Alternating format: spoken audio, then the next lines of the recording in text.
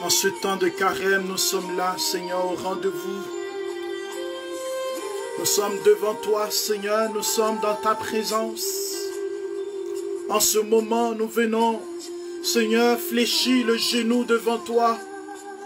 Seigneur, nous venons avec tout ce que nous sommes, nous venons, Seigneur, supplier ta présence. Dieu Tout-Puissant, Dieu fidèle, Dieu qui entend le cri de tes enfants. Entends nos supplications, Seigneur. Entends le cri de mon cœur. Entends le cri de celui qui est malade. Entends le cri de celle qui va être opérée. Entends le cri de celui qui souffre dans son corps, de celle qui a mal, de celle qui est épuisée, fatiguée, de celle qui a besoin, Seigneur, que tu lui accordes le repos. Ô Dieu majestueux, majesté suprême, je t'adore et je crie vers toi, Seigneur. Alléluia.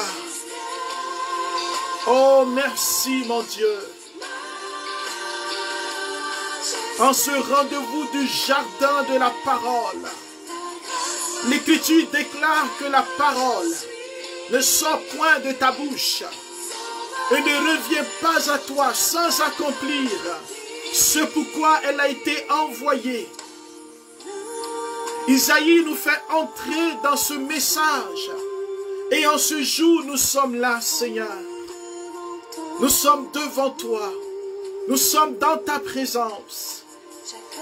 Tu nous accueilles, bienvenue mon frère, bienvenue ma soeur. Que le Seigneur te bénisse, que le Seigneur bénisse ta famille. Prions et confions ce moment au Seigneur, confions nos vies au Saint-Esprit.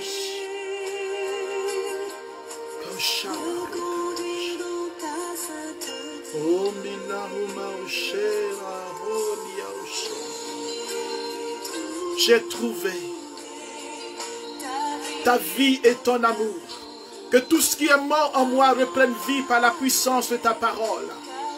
Que tout ce qui est découragement soit touché par ta puissance. Que ta parole vienne me libérer des tombeaux de la mort, des tombeaux du désespoir. Oh majesté, souffle sur moi ton esprit, Seigneur. Souffle sur moi ta puissance. Souffle sur moi ta révélation, Seigneur. Ouvre mon intelligence. Ouvre mon cœur, Seigneur. Ouvre mon cœur, Seigneur. Nous saluons, Seigneur, ta présence dans la vie de nos frères et sœurs. Seigneur, de par le monde entier.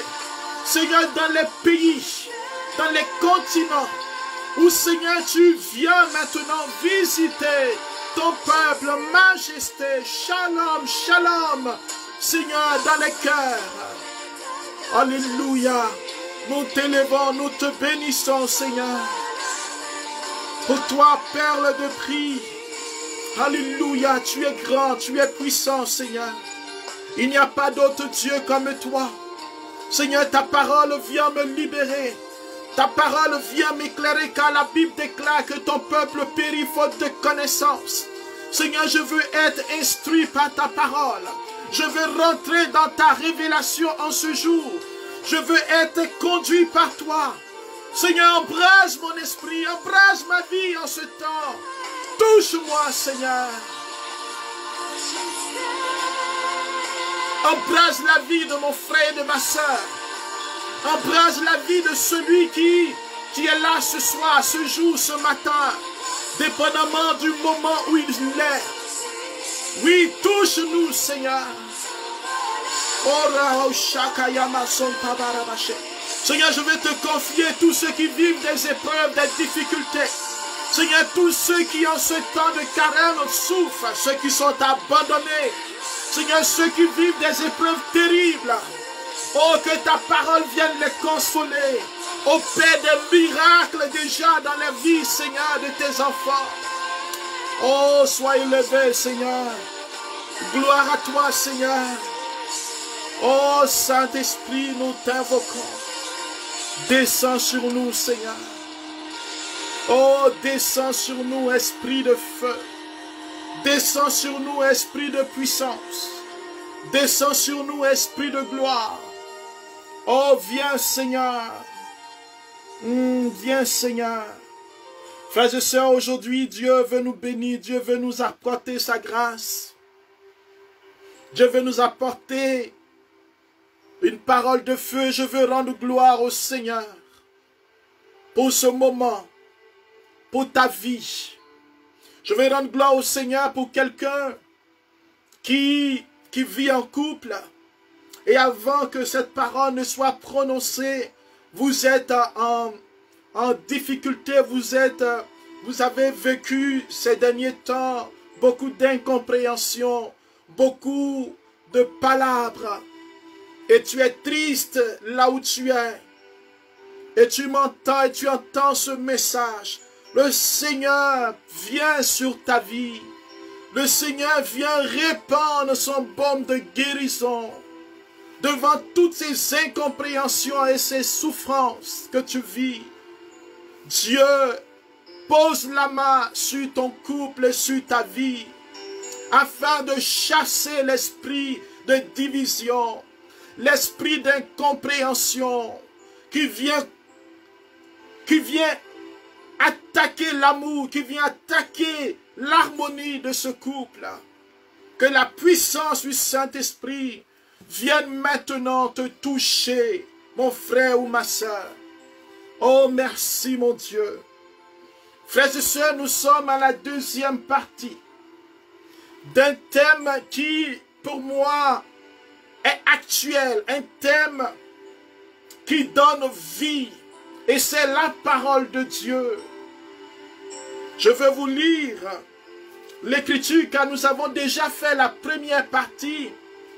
Et c'est tout un thème de retraite, mais nous limiterons à la deuxième partie.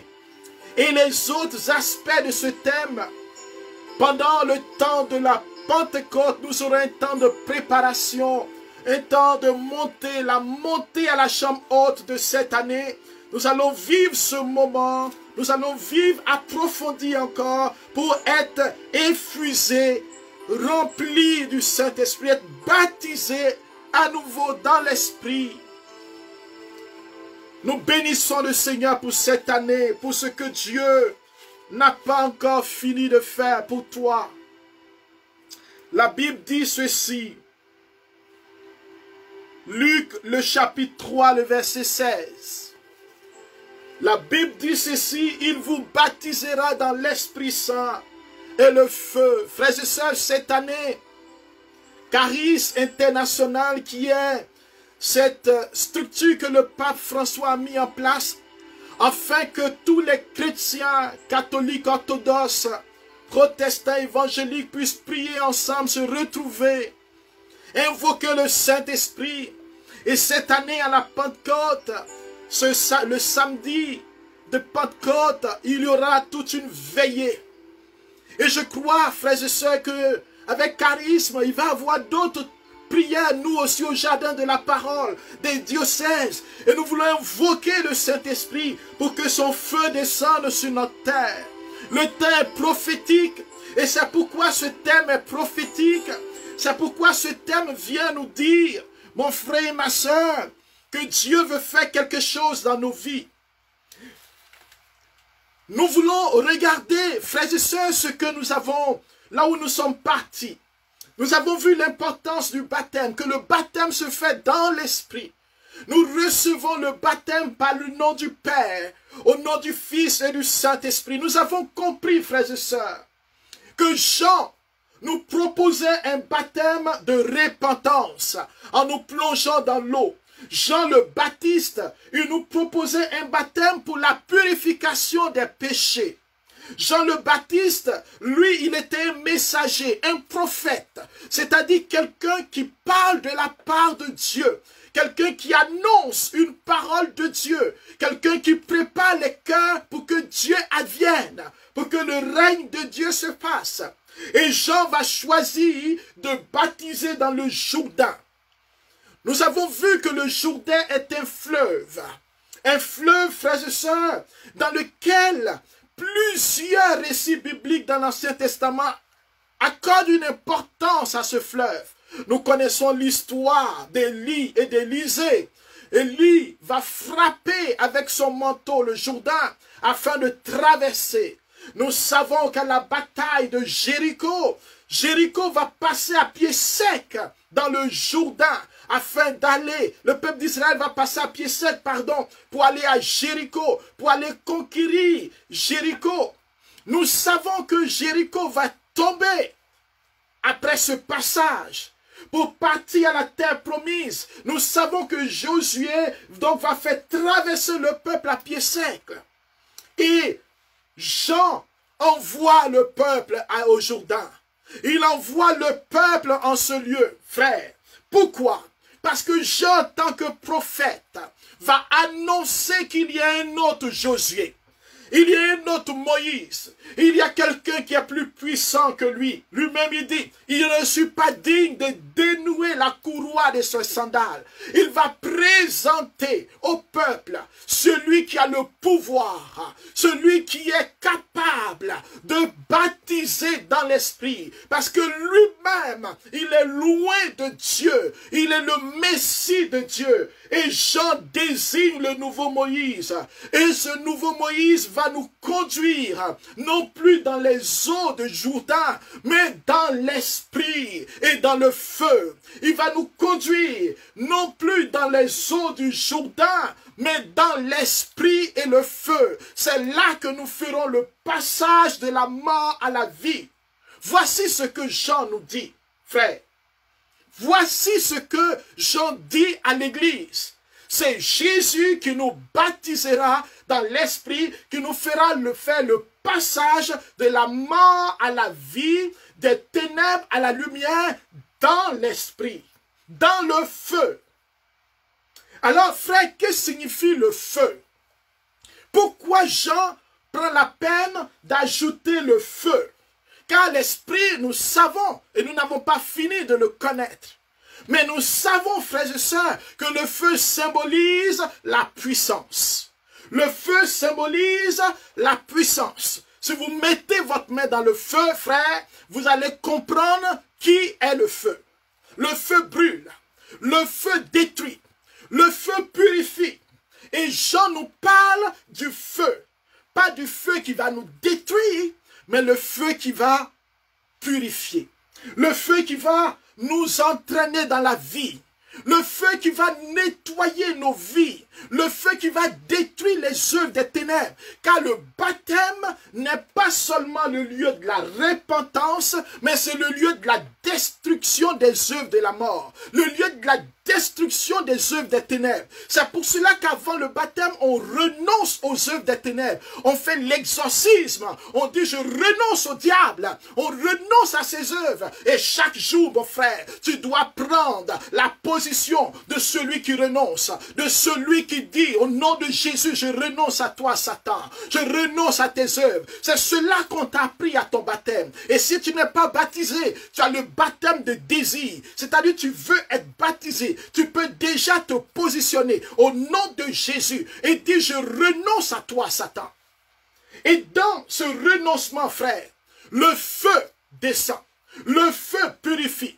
Comme le feu qui est descendu au temps d'Élie, du l'Holocauste. Le feu qui est tombé dans le buisson ardent. Ce feu qui brûlait sans détruire. Ce feu qui parle. De ce feu, une voix.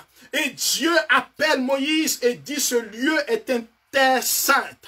Car le feu sanctifie, frère. Le feu restaure. Le feu donne vie. Le feu, c'est l'Esprit de Dieu. C'est la puissance de Dieu. C'est la manifestation de Dieu. C'est pour cela que seul Jésus peut baptiser dans l'Esprit et dans le feu. Oh, j'aime la parole de Dieu. Jean est un prophète de puissance. Jean nous parle de quelque chose qui est éternel.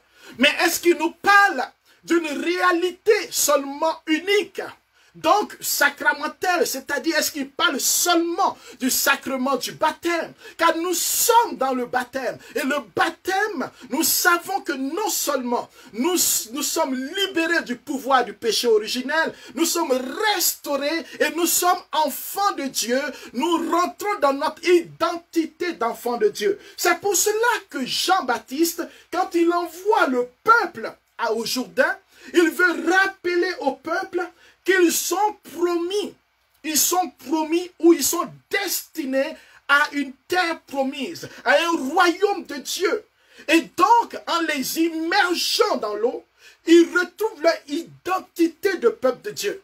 Or, nous, dans notre baptême au nom du Père, au nom du Fils et au nom du Saint-Esprit, ce n'est pas simplement notre identité d'enfant de Dieu, mais c'est notre identité, pas notre identité de peuple de Dieu, mais notre identité d'enfant de Dieu. Nous sommes des fils légitimes. Nous sommes des fils et des filles de Dieu. Nous sommes appelés des ténèbres à l'admirable lumière, mais non pas comme des esclaves qui ont été affranchis, mais comme des enfants bien-aimés du Père. Et c'est pour cela que Jésus lui-même, il va aller vivre ce passage que Jean-Baptiste propose à l'humanité pour toi et moi. Nous sommes alors dans l'évangile de Matthieu. Frère, je voudrais que nous comprenions cela pour que nous puissions être bien outillés quand nous parlerons du baptême dans l'esprit comme une grâce perpétuelle qui vient renouveler la grâce baptismale, qui vient renouveler la grâce de la chrismation, de la confirmation, qui vient effuser tous les sacrements et qui vient effuser ta vie. Au-delà des sacrements, ton identité d'enfant de Dieu est embrasée d'un feu continuel. La Bible dit en Matthieu, le chapitre 3, le verset 14 et 15. D'abord, prenons Matthieu chapitre 3, verset 13. Alors Jésus arrive de la Galilée au Jourdain. Nous ne nous trompons pas, il arrive de la Galilée au Jourdain. Vers Jean. Donc, nous avons Jean le Baptiste. Celui-ci voulut l'en empêcher. Et voici ce que Jean va dire. C'est moi, Jean, qui ai besoin d'être baptisé par toi. Alléluia. Jean reconnaît celui qui a l'autorité suprême. Et Jean dit, c'est moi qui ai besoin d'être baptisé par toi. Pourquoi? Parce que Jean sait que son baptême, ce n'est pas le top des baptêmes. C'est le baptême de préparation, de repentir. Mais Jésus vient apporter un autre baptême dont lui, Jean, en tant qu'humain, en tant que serviteur de Dieu, il a besoin d'y entrer. Il a besoin d'expérimenter. Il a besoin d'être embrasé par l'Esprit et le feu. Nous savons qu'il expérimentait le Saint-Esprit, Jean, quand il était dans le sein d'Élisabeth, grâce à la salutation de Marie, l'effusion de l'Esprit a fait que Jean a tressailli d'allégresse et déjà il a commencé à prophétiser depuis le sein maternel. Jean, il se souvient de cette expérience inédite qui a fait qu'un fœtus, un enfant, un bébé, un embryon a tressailli de joie. Alors Jean dit, c'est moi qui ai besoin du Saint-Esprit.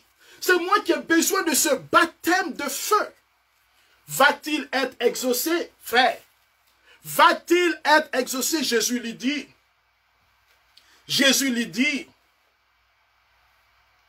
laisse faire pour l'instant, car c'est ainsi qu'il nous convient d'accomplir toute justice. Alors Jean le laisse faire. Laisse faire pour l'instant. Car le temps va arriver où toi, Jean, tu vas être baptisé dans l'esprit et dans le feu. Mais pour le moment, il y a quelque chose de plus important. Il faille que la justice de Dieu se manifeste. Car la Bible déclare dans l'Épître aux Romains, le chapitre 3, verset 23, le salaire du péché, c'est la mort. Et à cause du salaire du péché, Jésus est venu porter le poids du péché. Depuis son incarnation, il fallait qu'il aille pour être purifié, puisque Dieu a donné mission à Jean-Baptiste d'être celui qui va préparer l'humanité à accueillir le Messie. Jésus va donc dans le Jourdain s'unir au péché de toute l'humanité. Il va plonger dans l'eau du Jourdain pour toi et pour moi, afin de ressortir avec ta victoire, afin de pouvoir maintenant te présenter au Père, pour que toi et moi nous soyons capables de mourir au péché et de ressusciter avec lui. Il ouvre déjà le passage de la vie pour que toi et moi nous ne soyons plus esclaves. Il va là pour cela. Deuxième chose, Jésus va donc préparer et attester que Jean est un serviteur de Dieu, parce que c'est lui qui prépare le chemin. Jésus vient attester sa mission. Jésus vient au Jourdain pour que toute l'humanité puisse être présentée au Père. Et il vient se solidariser à chacun de nous dans nos péchés. Il ne veut pas, parce que lui, il n'a pas péché. C'est un baptême de repentance. Jésus n'a pas péché. Mais il vient pour toi. Il vient déjà te dire que tu es aimé du Père. Et qu'est-ce que le Père va dire? Qu'est-ce qui va se passer dans ce acte prophétique? La Bible dit, ayant été baptisé, Jésus remonta de l'eau et voici que les cieux s'ouvrent. Il fallait que les cieux s'ouvrent avant le début de sa mission. Et pour que les cieux s'ouvrent, cela veut dire la grâce de Dieu, la faveur de Dieu est maintenant disponible.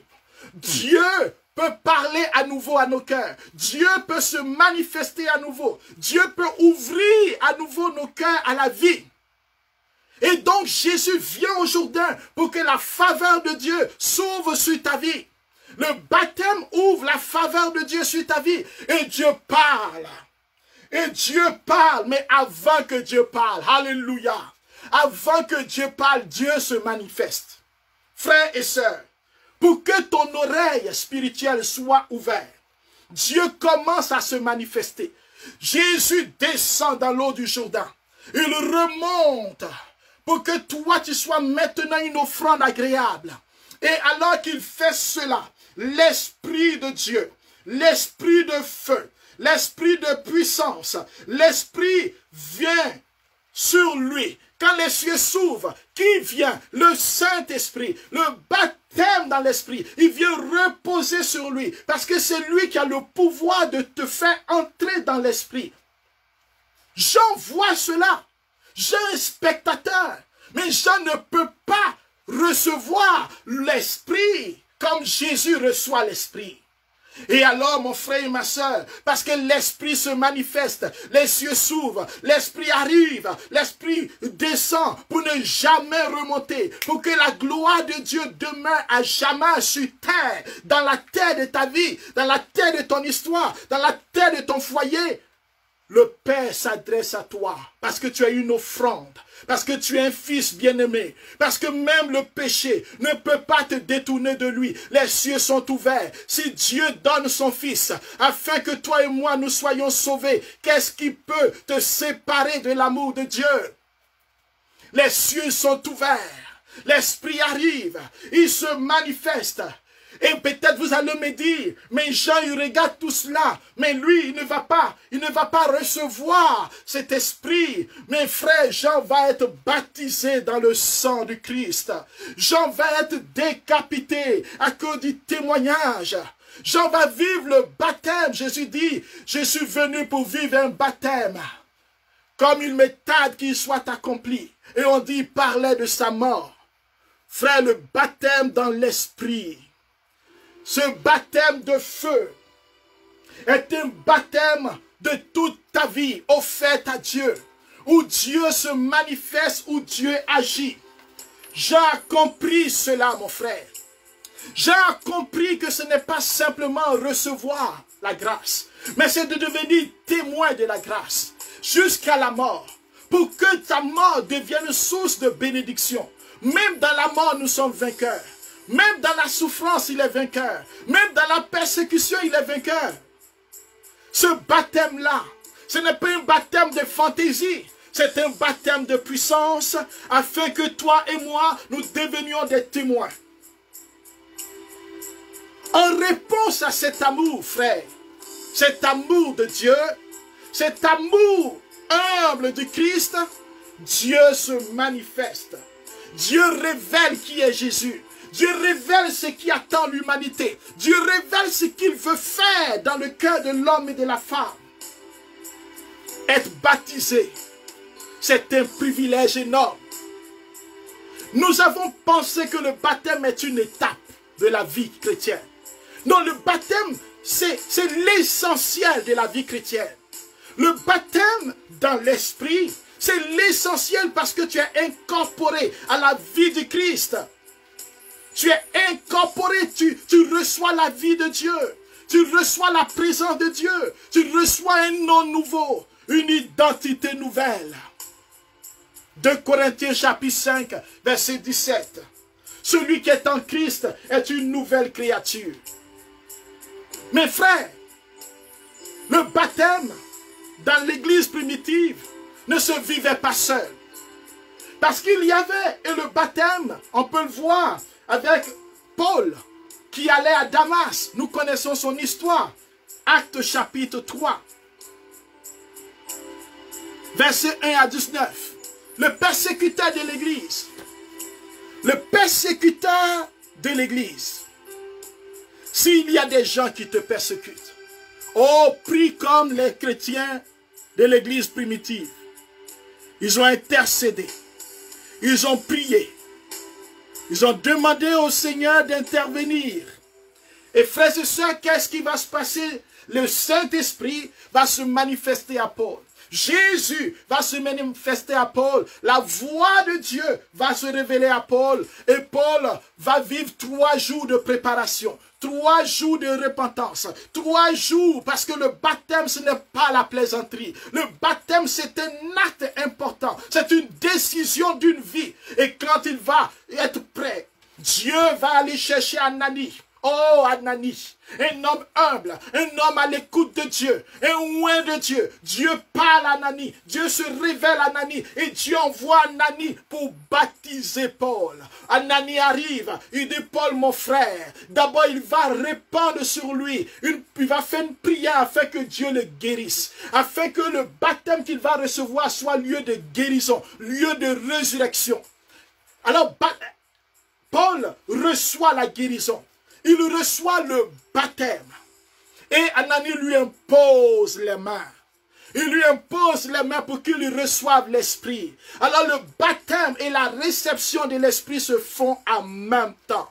Il n'y a pas un baptême sans l'esprit et un baptême avec une autre étape avec l'Esprit Saint. Le baptême, l'esprit descend. Alléluia.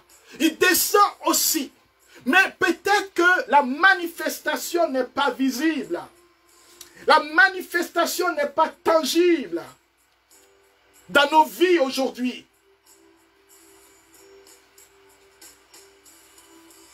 Le Christ envoie ses apôtres. Il les envoie pour baptiser. Mais permettez-moi de revenir en arrière. Car Jean qui a baptisé dans l'eau, il nous dit que c'est dans l'esprit que nous serons baptisés. Ça, c'est Jésus qui parle. Jean a baptisé dans l'eau, mais Jésus va dire à ses apôtres en Actes chapitre 1, versets 4 à 5, Actes 1, 4 à 5, il dit, vous serez baptisés dans l'esprit. Or, nous savons que Jésus, comme on l'a déjà dit, n'a pas baptisé. Les apôtres ont baptisé au nom de Jésus. Mais eux, ils n'étaient pas encore baptisés dans l'esprit.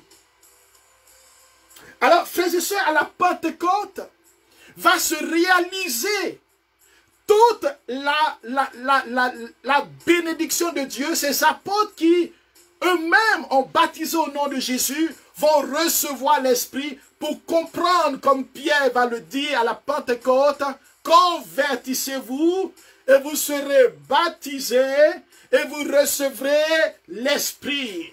Donc le baptême c'est suite à la conversion, à la repentance, où on accepte Jésus, où on renonce à l'œuvre des ténèbres, et où on adhère au message de l'évangile, pas une partie, pas une seule partie quand ça m'arrange. Quand on me dit la bénédiction de Dieu va descendre sur toi, je dis Amen. Quand on me dit convertis-toi, je dis ah c'est trop difficile. Quand on me dit arrête de voler, je dis ah c'est trop difficile. Quand on dit fuyez le péché, ah c'est trop difficile. Non, il faut adhérer à tout le message de la foi, afin que maintenant on puisse recevoir l'Esprit. Et c'est là, frère, que l'Église va parler non seulement du baptême qui se fait avec et dans l'Esprit, mais de la confirmation qui est le lieu de l'affermissement de la grâce baptismale. D'où le sacrement de confirmation. L'affermissement qui va être le lieu du renforcement de la vie que nous avons reçue. La vie surnaturelle. Car le baptisé vit une vie surnaturelle. Alléluia. Jésus dit à Nicodème, ce qui est né de la chair est chair, mais ce qui est né de l'esprit, ce qui est surnaturel, il est spirituel. Nous entrons dans le surnaturel avec le baptême. Et la confirmation vient affermir cette grâce et elle fait de nous des soldats, des témoins, pour que nous soyons équipés. Nous ayons l'équipement du combat spirituel. Mon frère et ma soeur, baptême et confirmation. Voici un duo gagnant. Et dans l'église primitive, on naissait à la vie, le baptême. On est affermi afin de témoigner et on est nourri par l'Eucharistie. Et tout cela se vivait en même temps parce qu'on faisait une bonne préparation. Aujourd'hui, nous avons changé les choses pour plusieurs raisons dont je ne veux pas parler ici. Mais nous devons comprendre que nous sommes appelés à la vie, nous sommes confirmés et affermis et nous sommes nourris. C'est ce qui faisait des chrétiens affermis, des gens qui avaient fini leur formation de base, qu'on appelle l'initiation à la vie chrétienne. Être confirmé, donc être affermi, on reçoit deux choses. On décide, on reçoit la grâce de mener une vie sous l'action de l'Esprit et la grâce de partager, de propager, de témoigner de la bonne nouvelle. Or, aujourd'hui, nous sommes baptisés. Nous sommes baptisés dans l'Esprit, comme sacrement je veux dire. Nous sommes confirmés, affermis, chrismatisés, c'est-à-dire on est oint par l'huile de l'onction, dans le sacrement, et nous, c'est deux choses, deux pouvoirs importants que nous recevons, nous n'en sommes même pas conscients. Première chose, mener une vie incorporée au Christ sous l'action de l'Esprit. Une vie sainte, où je recherche la face de Dieu, où je prie, où je sais que l'essentiel c'est le Christ, où je sais qu'il pleuve, qu'il neige, je ne lâcherai pas le Seigneur, rien ne peut me séparer de l'amour de Dieu. Je sais que je ne suis pas celui qui va accomplir tous les prodiges de la terre. Je peux être riche ou pauvre, car le Christ ne m'a pas promis d'être toujours en bonne santé. Il ne m'a pas promis d'être exempt de souffrance. Il dit, s'ils ont traité sur le bois vert, quand seras-tu du bois sec? Il me demande de le suivre sur le chemin. Il me demande d'être fort, de persévérer et mener une vie droite, en contradiction avec le monde, avec l'esprit du monde, avec la pensée du monde. Donc, première chose, celui qui vit de cette vie surnaturelle, il marche dans la lumière. Il est lumière. Parce qu'il reçoit la lumière de la source de la lumière. Et deuxième chose, il va propager la bonne nouvelle. Il va glorifier Dieu dans son attitude. Il va glorifier Dieu dans son témoignage. Il va étendre le règne de Dieu. Il se tient devant Dieu et il dit, Père, que ton règne vienne. Et c'est ce règne de feu qui arrive. Parce que là où il est, le démon fuit. Là où il est combattu par le démon, une armée de Dieu le défend. Là où il crie, Seigneur, la puissance de Dieu s'en vient. Ces deux pouvoirs, frère, nous devons les exploiter. Jésus dit, je vous ai donné le pouvoir de marcher sur les serpents et les scorpions et sur toute la puissance de l'ennemi. Luc chapitre 9, verset 10. Mais pour marcher sur la puissance de l'ennemi, nous avons donc besoin, mon frère et ma soeur, de pouvoir être en lien avec celui-là, en relation avec celui-là qui nous a appelés. L'une des souffrances, l'une des situations difficiles qui vient briser l'élan du témoignage, c'est notre péché, c'est notre vie décousue. C'est notre désir de dominer les autres. Ce désir de manipuler les autres.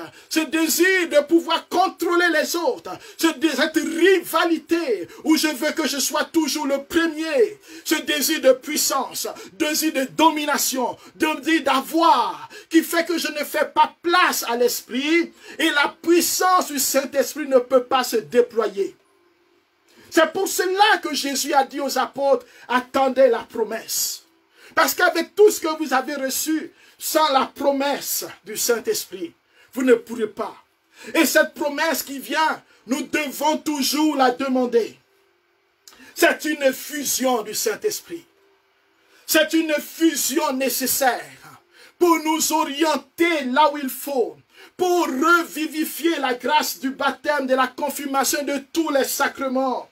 C'est une fusion de l'esprit qui, à la confirmation et à d'autres moments de la vie du chrétien, embrase la personne, vous et moi, afin de lui conférer des charismes, afin d'ouvrir son cœur, afin d'ouvrir son intelligence, afin de marquer son corps de manière indélébile.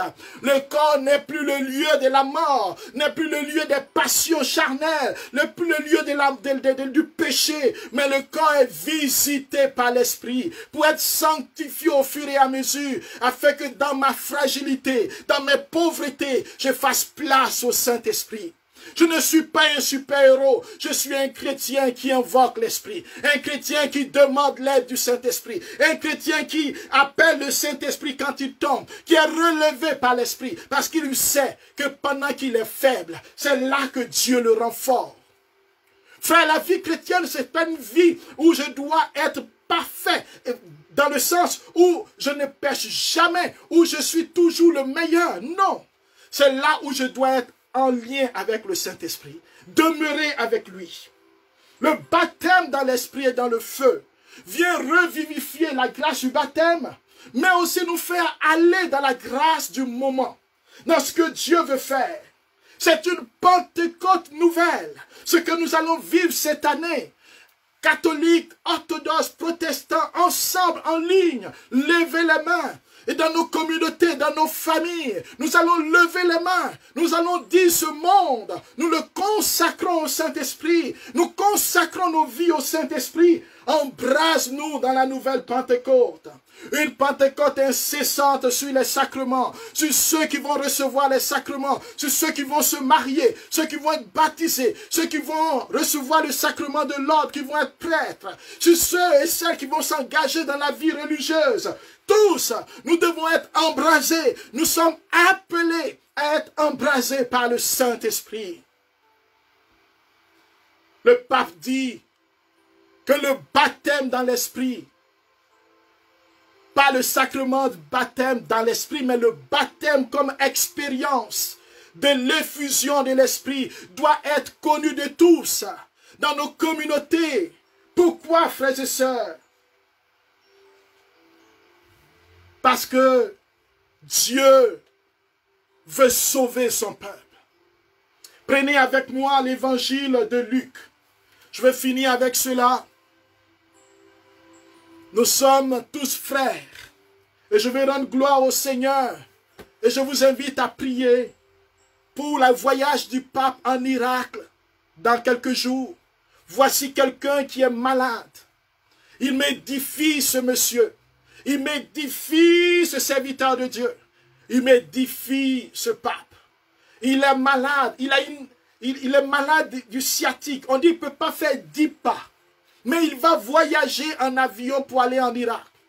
Il va aller pour dire aux catholiques, aux protestants, sur la terre d'Abraham et de Jonas. Vous savez que Irak, c'est la terre où Abraham a été appelé par Dieu. La terre d'Abraham et de Jonas, celui qui a été appelé à aller à Ninive. Il va là-bas pour dire à tous, aux musulmans, aux chrétiens et aux juifs que nous sommes frères. Parce que nous avons un même Père. Que Dieu le bénisse. Luc, le chapitre 23. Je finis avec cela. Versets 42 et 48. Ce texte qui a besoin, je vais l'interpréter d'une nouvelle manière de ce que le Seigneur a mis sur mon cœur. On parle de celui qu'on appelle le bon larron, l'un des condamnés sur la croix.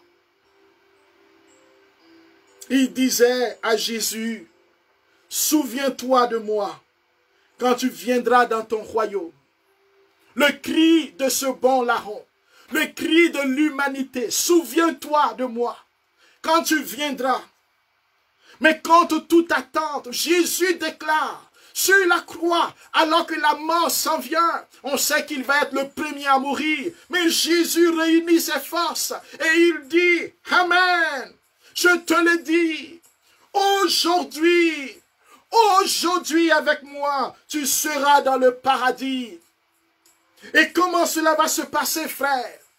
Aujourd'hui, Jésus dit que celui qui est meurtrier, que celui qui est pécheur, que celui qui est loin de lui, il va entrer dans le paradis.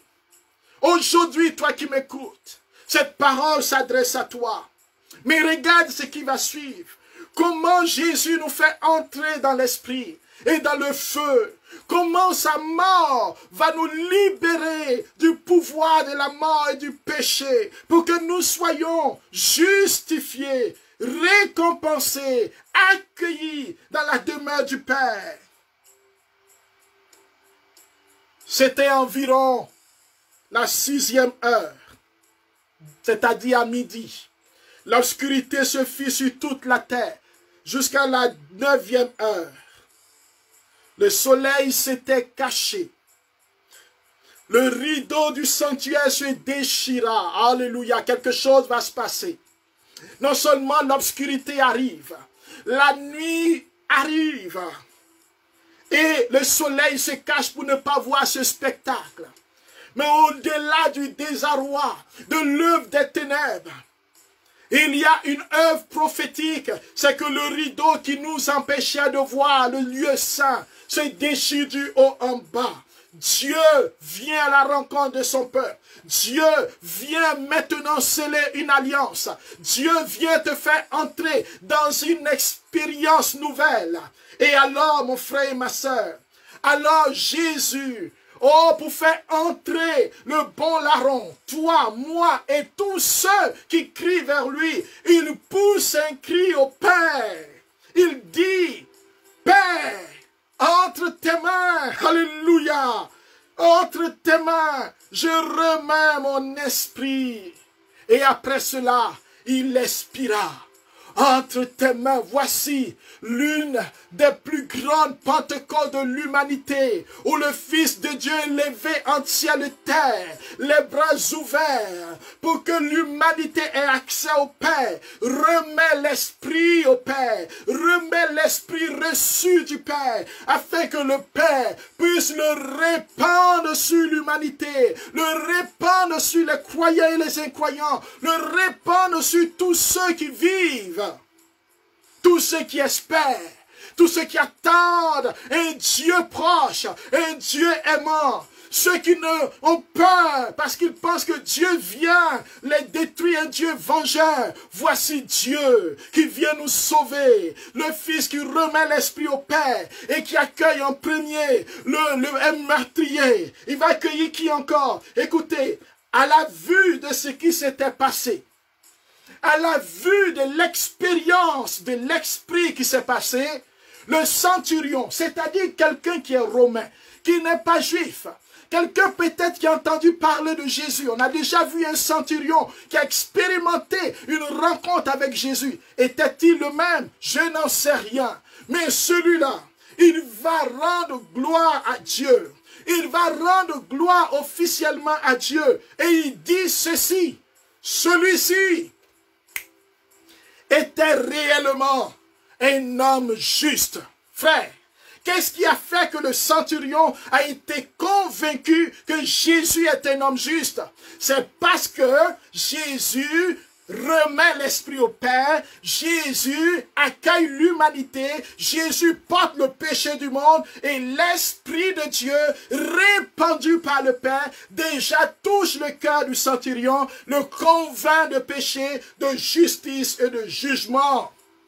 Et après le centurion, frère, la foule des gens qui s'étaient rassemblés, pourquoi? Pas pour prier, la Bible dit qu'ils se sont rassemblés pour le spectacle, qui observaient ce qui se passait. Voici des curieux. Ils sont là, il y en a qui pleurent, il y en a qui disent, on va voir si Dieu va le sauver. Il y en a qui lui ont dit, descends si tu es le Messie. Tous ceux-là, ils vont se retourner en se frappant la poitrine.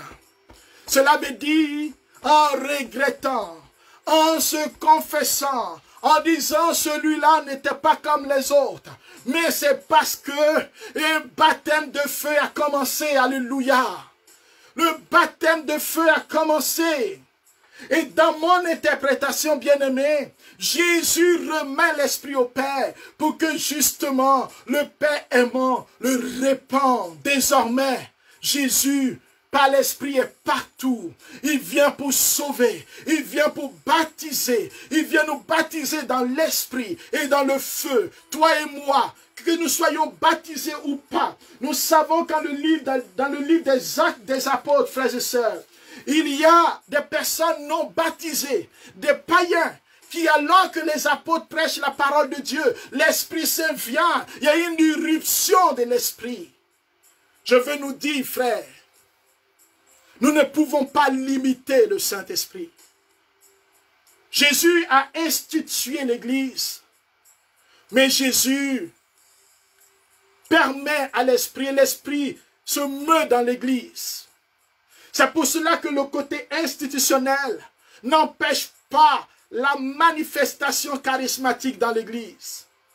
C'est pour cela que toi et moi, nous devons respecter la hiérarchie. Car celui qui a l'esprit doit respecter les autres. Il doit se soumettre à ses responsables. Il doit reconnaître, même s'ils prennent de mauvaises décisions, que Dieu peut parler par eux. Mais en même temps, il doit aussi écouter l'esprit, comme dit Pierre. Est-ce qu'il est plus convenable d'obéir à Dieu que d'obéir aux humains? C'est dans cette double situation que se trouve le charismatique, le chrétien renouvelé dans l'esprit. Le chrétien qui ne peut pas se passer de sa communion avec le Saint-Esprit, ne peut pas se passer de sa communion avec son Dieu, avec la parole de Dieu, et qui comprend qu'il doit s'humilier comme Jésus au Jourdain. Il doit être humble, il ne doit pas chercher à écraser les autres, car c'est le signe de l'immaturité spirituelle. Il ne doit pas se mettre en colère et garder rancune, car cela est un poison pour son âme. Il doit prier pour que le Seigneur l'aide dans les conflits, dans les souffrances, dans les blocages, dans ce qu'il vit, en disant « Baptise-moi, Saint-Esprit, viens Seigneur, Jésus, baptise-moi dans l'esprit et dans le feu, viens détruire tout ce qui ne confesse pas ton nom dans ma vie, car tu es celui qui est capable de me baptiser. » Oui, frère, que Dieu nous donne cette grâce. Que Dieu donne cette grâce à l'Église. Que Dieu donne cette grâce aux humains. Que Dieu attire à lui des centurions, des bons larrons, des hommes qui le calomniaient comme ceux qui étaient sur la croix. Que tous reconnaissent que Jésus est inoffensif. En ces temps qui sont mauvais, notre mission, frère, c'est cela. Témoigner de la puissance d'amour de Dieu. Alors prions maintenant, afin que la gloire du Seigneur arrive sur ta vie, afin que la faveur de Dieu qui vient dans nos cœurs vienne nous embraser, Seigneur, je veux te prier pour chacun d'entre nous. Tu nous dis, Seigneur, que étant baptisés, nous sommes privilégiés. Tu ne nous invites pas, Seigneur, à croiser les bras et à dire tout est accompli. Mais tu nous dis, Seigneur, que c'est toi qui baptises dans l'esprit et le feu pour que nous ne soyons jamais au repos. Il m'arrive souvent de dire, je veux me reposer. Ah, je suis fatigué, Seigneur. Je n'ai pas envie de prier. Je n'ai pas envie de prêcher. Mais Seigneur, viens mettre le feu en moi pour me mettre en mouvement. Viens mettre le feu en moi pour que je comprenne que tu as racheté mon âme à un prix important. Et que mes frères et sœurs qui ne te connaissent pas ont besoin de toi. Seigneur, il arrive des moments où dans ma prière, je me lamente, je suis découragé parce que je n'ai pas ceci. Parce que je prie pour des choses matérielles qui ne viennent pas. Seigneur, donne-moi d'obtenir des grâces matérielles, des faveurs dans ce monde. Mais donne-moi encore plus de comprendre que mon nom est écrit dans le livre des cieux. Les apôtres ont chassé des démons dans l'évangile de Luc. Ils sont revenus vers toi tout contents. Et il arrive des moments où je reviens vers toi en disant, Seigneur, tu vois, j'ai bien prêché. Seigneur, tu vois, j'ai prié, il y a eu un miracle. Seigneur, tu vois, quand j'ai parlé, l'esprit a fui. Oh Seigneur, tu vois, je t'aime. Mais Seigneur, tu arrêtes les apôtres. Et tu veux m'arrêter aujourd'hui en disant, ne te réjouis pas. Parce que les esprits te sont soumis. Et ne pense pas que c'est cela qui est plus important. Ne recherche pas l'ovation. Ne recherche pas la gloire. Ne recherche pas le matériel, le m'as-tu-vu. Mais au contraire, réjouis-toi. Parce que ton nom, parce que tu es citoyen du royaume des cieux. Réjouis-toi parce que tu as été racheté à un prix incroyable. Réjouis-toi parce que j'ai dit dans ma parole, venez, venez consommer sans payer. Venez consommer sans argent. Venez. Et tu m'invites à venir, pas avec l'argent, mais avec ma bonne volonté, avec mon adhésion, avec mon engagement, avec mon amour, avec, Seigneur, mon amour pour toi et pour mes frères. Donne-moi d'aimer mes frères. Seigneur, donne-moi de revenir à l'identité du chrétien. Libère mon cœur de la corruption. Oh Seigneur, beaucoup d'entre nous, nous sommes corrompus, alors que nous sommes des chrétiens. Nous sommes des voleurs. Nous sommes pires que le larron, qui lui-même était en train de te dire, descends de la croix, sauve-toi et sauve-nous avec.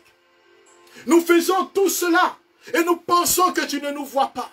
Et Seigneur, en ce temps de carême, donne-nous, Seigneur, de nous repentir, de revenir à l'identité du chrétien.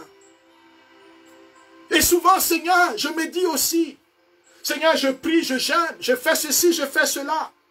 Pourquoi tu ne me donnes pas telle chose? Comme si, Seigneur, tu me devais. Je me tiens devant toi en revendiquant. Je me tiens devant toi en voulant t'obliger. Je fais des prières pour te forcer la main. Non plus pour attendre ta volonté. Seigneur, viens changer ma pensée. Viens changer mes mauvaises pensées. Viens changer ma manière de me tenir devant toi.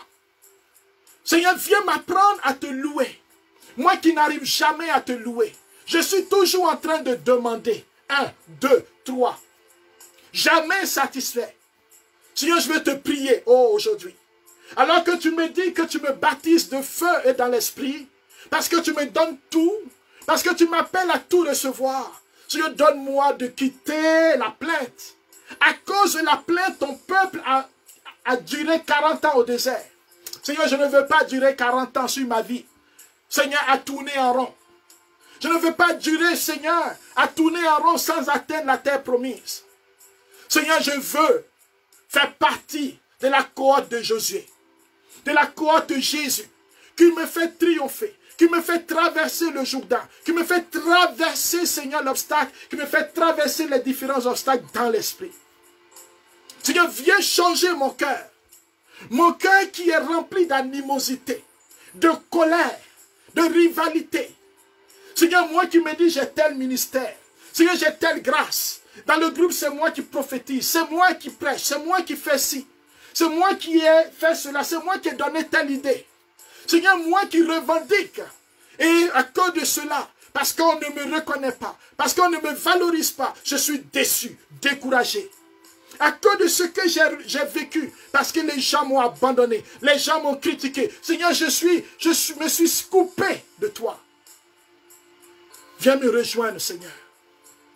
Sur la croix, tu as été abandonné, mais tu n'as pas abandonné ton Père. Tu as été abandonné, mais tu ne nous as pas abandonnés. Seigneur, donne-moi de ne pas abandonner ton œuvre, de ne pas abandonner Jésus, de ne pas abandonner l'amour du Père, de ne pas abandonner mes frères. Seigneur, le service de Dieu est ingrat. Je sais, Seigneur. Je me dis, Seigneur, mais tout cela, ça sert à quoi? Et souvent, je ne veux pas. Oh, je fais comme Jonas. Je vais aller à gauche, mais tu m'envoies à droite. Seigneur, viens. Fortifie-moi. Ouvre-moi à nouveau. Ouvre mon être à nouveau, Seigneur. Ouvre ma vie à nouveau. Mon frère, là où tu es, tu peux faire ta prière. Tu peux faire ta prière en toute vérité dans l'esprit et dans le feu. Comme Moïse devant le feu du buisson Adam, il était nu. Nu des pieds, nu de cœur. Dieu veut un enfant vrai. Dieu veut un enfant sincère. Dieu veut un fils légitime, une fille légitime. Dieu veut un prince et une princesse qui se tient devant lui et qui dit, me voici, Seigneur. Voici ma vie. Et je veux ce baptême. Et je veux, Seigneur, être purifié. Et je veux être embrasé. Et je veux être touché. Oui, Seigneur, me voici. Voici ma famille. Voici ma vie en ce temps de carême. Voici mon expérience. Voici mes besoins. Voici mes projets. Mais Seigneur, que ta volonté soit faite. Non pas la mienne, mais la tienne. Une prière qui est une prière de promesse. Une prière qui apporte beaucoup de grâce. Quand je sais entrer dans la volonté de Dieu et quitter la mienne. Je me dessaisis de ma volonté pour épouser la meilleure des volontés. Oh frères et sœurs, demandons au Saint-Esprit de nous éclairer, de nous aider, pour que cette année ne soit pas sous le signe de la défaite et de la tristesse, mais sous le signe de la gloire du Saint-Esprit, par l'intercession de Joseph et de la Sainte Famille. Seigneur, touche nos corps, nos esprits, nos âmes, afin que la grâce du baptême dans l'Esprit, Seigneur, touche aussi nos corps, tous ceux qui sont malades, tous ceux qui sont attaqués, tous ceux qui sont éprouvés, tous ceux qui sont opprimés par des puissances invisibles, ceux qui ne savent pas ce qui se passe dans leur corps, dans leur sang, dans leurs os, dans leurs pensées, Seigneur, dans leur corps physique et spirituel. Saint-Esprit, souffle sur nous maintenant. Permettons-le de souffler maintenant, frère. Souffle, Seigneur, sur moi maintenant. Souffle de Dieu. Balaie maintenant la terre de notre vie, de notre pensée. Balaie maintenant. Souffle maintenant. Renverse les autels. Renverse les autels négatifs. Renverse les autels de mort. Renverse les autels de maladie. Renverse les autels de souffrance. Renverse les autels de guerre. Les autels de rivalité. Les autels de tensions, des séparations, des divisions. Souffle, Seigneur. Esprit de Dieu, je veux te louer et te bénir. Tu as conduit Jésus au désert et tu me conduis dans le désert de ma vie. Dans mon désert, Seigneur, tu es là et tu ne m'abandonnes pas. Donne-moi de ne jamais regarder le désert, mais de regarder ta présence. De ne pas oublier que dans le désert, tes anges me servent, tes anges me protègent, tes anges veillent sur moi. Donne-moi de ne pas oublier que le désert n'est pas là pour ma mort, mais là pour ma croissance. Donne-moi de comprendre que le désert est le lieu de la rencontre avec moi-même, avec mes émotions, avec ma vie, avec ta présence. Et la préparation pour quelque chose de grand. Seigneur, souffle sur moi dans mon désert. Tous ceux qui sont dans leur désert, tous ceux en ce temps de carême qui vivent un désert, tous ceux qui se sont retirés dans la prière. Seigneur, viens nous nourrir afin que notre vie connaisse une croissance spirituelle nouvelle. Seigneur, à Pâques, je ne veux plus être la même personne. Je ne veux pas vivre ce temps de carême comme je l'ai vécu. Je ne veux pas marcher dans la routine. Saint-Esprit, embrase-moi encore et encore. Donne-moi, Seigneur, de répondre à l'appel prophétique sur ma vie. Donne-moi les moyens. Donne-moi les charismes. Donne-moi, Seigneur, tout ce dont j'ai besoin. Et donne-moi d'être humble. Humble. Humble, Seigneur. Oh, je te remercie, Seigneur.